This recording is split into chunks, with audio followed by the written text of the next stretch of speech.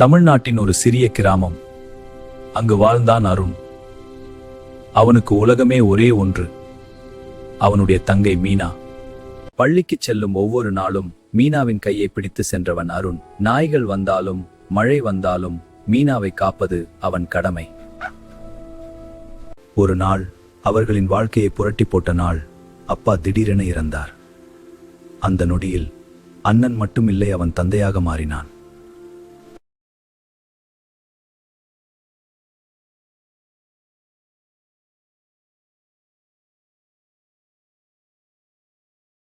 ஆண்டுகள் கடந்து போனது. இன்று மீனா ஒரு டாக்டர். ஆனால் அவள் சொன்ன ஒரு வார்த்தை அருணை அழ வைச்சது. அண்ணா, நான் டாக்டர் ஆனது என் உழைப்பால் இல்ல, உன் தியாகத்தால்.